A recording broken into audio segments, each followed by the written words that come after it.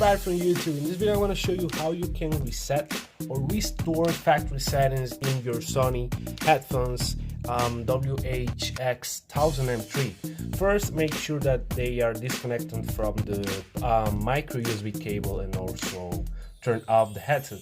Then press and hold the power button and ambient sound simultaneously for 7 seconds or more than 7 seconds, and you will see the indicator flash will flash 4 times with the blue light, as you have seen.